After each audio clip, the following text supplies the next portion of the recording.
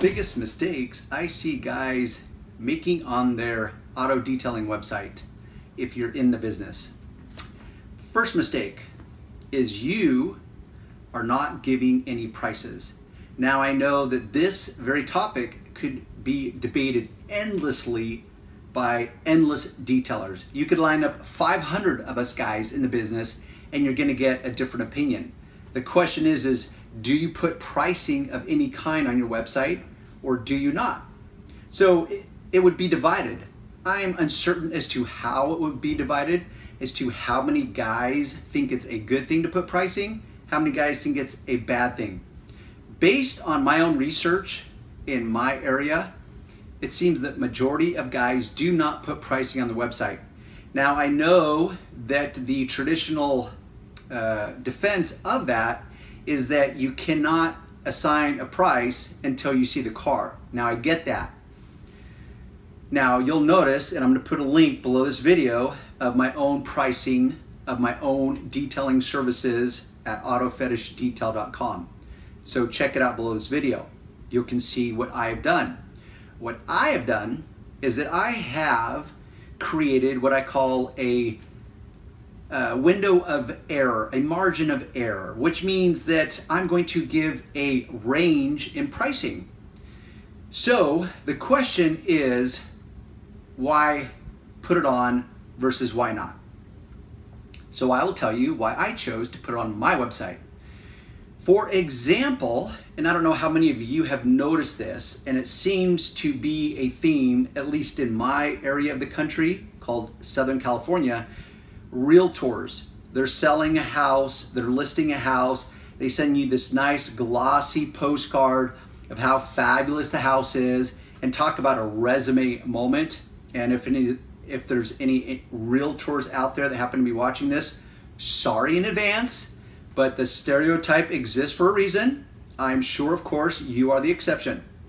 So realtors, it's just funny. It's one of those industries like the car dealership.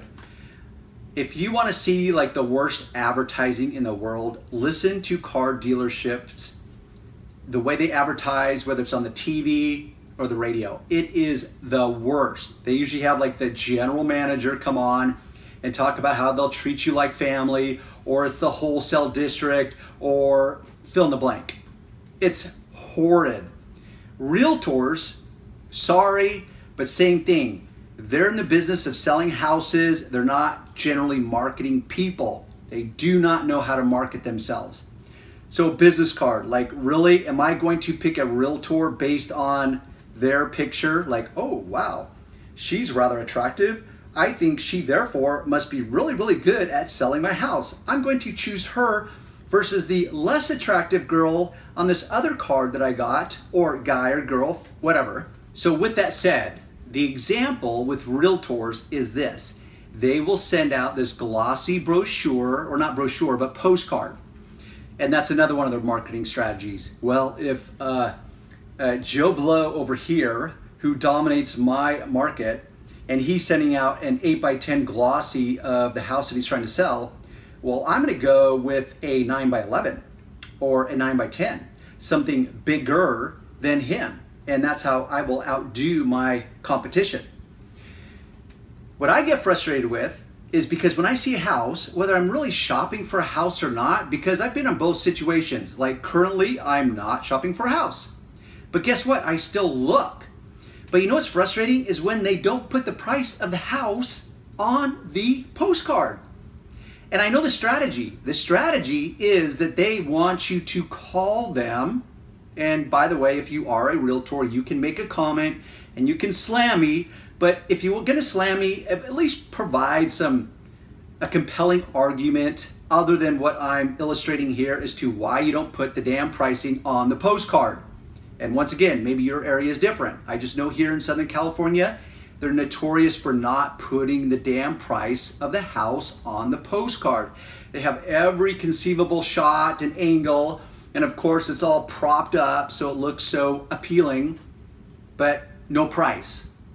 And it pisses me off because I'm not gonna call them. Obviously, if I'm overly aggressive and I truly am shopping for a house, yes, I'm gonna call, but that's the kicker. I'm gonna call anyways. Because it's really more about the house, not the realtor selling the house. So, how does this relate to the world of auto detailing? My strategy is I want to eliminate what I call the tire kickers, the cheap asses, the price shoppers, because if you don't know, if you don't have enough experience to know, not all customers are created equal. They are different. You want what we call in the business world the good customer, the ideal customer. But how do you attract that customer? Because the ideal customer is not going to be the price shopper.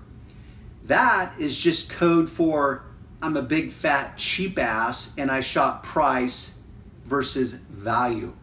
Vastly different. That's not what you want. Now let's just pretend for a moment that I was new to the business. And by new, what I really mean in this context is that I'm desperate. I am in desperation mode, or I'm in the beginning stages of my business and I lack experience. So while I could say that making money is my prime goal, in reality, maybe what you're really trying to do at the beginning is just get some experience dealing with customers, handling their objections, building value, building trust, communication skills, those kinds of things. So I kind of look at the beginning kind of like schooling. So if you can actually do a detail and walk away with a little money in your pocket, think about that for a moment in comparison to school, as in actual schooling. School, you go there and you don't get paid. On top of that, you actually pay to take the class. You pay for your books to take the class. So every time you go there, hopefully you're learning something, but you're paying for it. But with a business at the beginning, yes, there are going to be endless learning curves. I'm still learning after 30 plus years in the business myself. But at the beginning, you're a little more desperate. You're a little more in need of money because it's kind of the sink or swim moment. So I get it. So perhaps you may come to the conclusion on your website, if in fact you have one, or maybe you're handing out some kind of marketing collateral, could be postcards, whatever, and you want to put pricing on there. I get it. But just know that what you will attract is price shoppers, not value shoppers.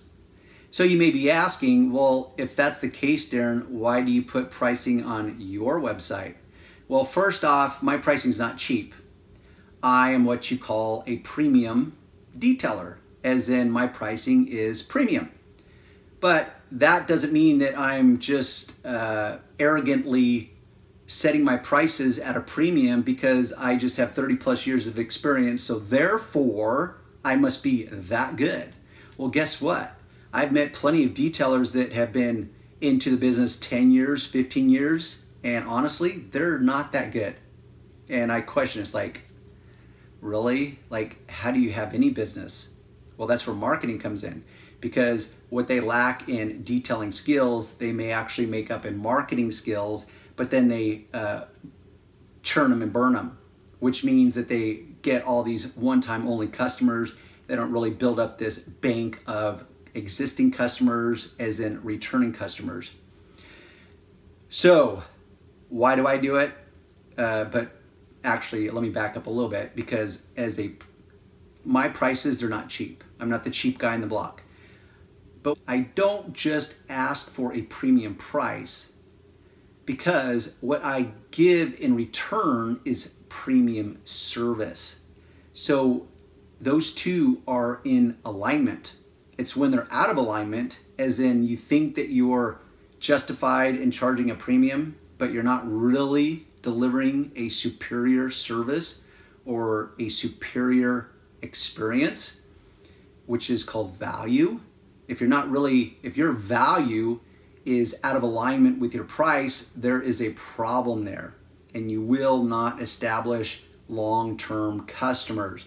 So back to the question on hand, why have I chosen to put pricing on my website?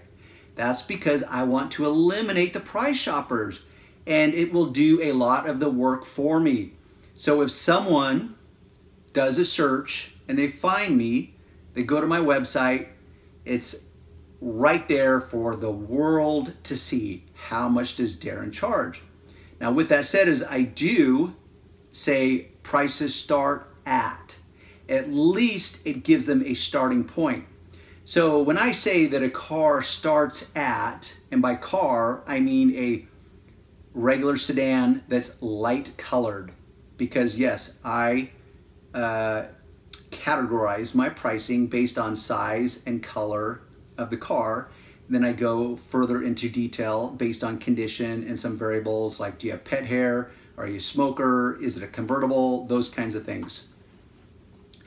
I want to eliminate the tire kickers, as we call them, the price shoppers, the cheap asses of the world. So that filters out a big part of my audience. It's kind of like this analogy. When you fish with a net, you're gonna bring everything up with you, and then you're gonna have to filter through it. I don't wanna do that. I don't have time to do that. I want people to kind of filter through it on their time.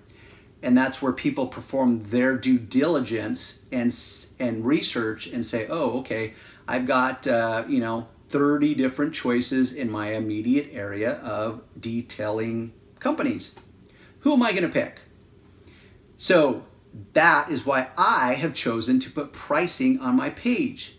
But I know the counter to that is that guys will probably say two things. One, it forces a person to call. Well, unfortunately, I don't really buy into that, because a lot of people, they literally don't want to call. They want an answer right then. And because there's so many guys, at least in my area, to pick and choose from, they're going to automatically go to one of those other guys that actually have pricing on their page, or at least a starting point. Unless you can make such a compelling argument with your written word, whether it's your home page or your pricing page, and you truly separate yourself from the herd of other detailers, then maybe they will call you despite not having your pricing structured or labeled on your website. It's your judgment call to make. I'm just telling you why I've chosen to do it on my website. And if you click on the link below this video, you can check it out yourself and see how not only I structure it, and I let people know exactly what they're gonna get, and I also cover all the nuances of detailing, all the variables that will affect the pricing. Once again, I want the customer to do as much homework prior to them even calling me, so it eliminates the time that I have to spend with them on the phone. So I can go through my standardized checklist and they answer, oh yeah, I read that, Darren. Oh yeah, cash only, I read it. Oh yes, I read that part too. It's like, cool, bam, we're golden. Let's set an appointment, we're good to go. Second thing, what I do see a lot of guys do, which I do not do, is assign a time on their service. Now, perhaps the logic or the reasoning behind this, but I'm suspect of that, is that they may say, if you lined up 500 detailers and you say, okay, how many guys assign a time? Like on their pricing page, it will say a gold package is, it includes all these services, and it will take one guy approximately 6 hours, or two guys approximately 3 hours. And I think, okay, I kind of understand the strategy to a degree, but I believe that in the long run, you're kind of kicking yourself in your own butt. And this is what I mean by that. For example, if I go out to a detail and the customer has read my pricing page, so let's say either way, they know the price because of my page, or they know the price because I've told them over the phone. I always give a spread, at least a $50 window, based on what they tell me on the phone when I dig in and find out more specifics about their car. I say, okay, I'm going to quote you between $350 to $450. That's a $100 spread. When I get there, we'll look at it together. I'll ask them some specific questions, and then I say, okay, this detail is worth $450. That doesn't mean you have to spend that, but this is what I can do for $450. But if you tell me you're more focused on price versus results, then I can stick to a $350 budget. So that's part of the talk track I go through my customers on the phone when they first call me. And once again, going back to why I don't assign a time on it, on my pricing page, you will not find where I say how long it takes. Yes, if they ask me, I'll generalize the answer to them on the phone, and I'll say something like this. It's like, well, if I'm by myself, if your car's bad enough, it could take me 6 hours. Typically a car by myself is going to take 4 to 5 hours. I said, but I don't know until I see your car. Or I'll add, if I have my helper with me, it's going to reduce the time possibly in half. So it depends on the day we schedule it and whether it's myself or me and a helper that come out. And that's how I answer that question, which at a level could be an objection on their part. So how does that possibly kick you in the butt if you assign time to it? I do not do it. The reason I do not do it is because I get paid to produce results. I don't get paid for processes.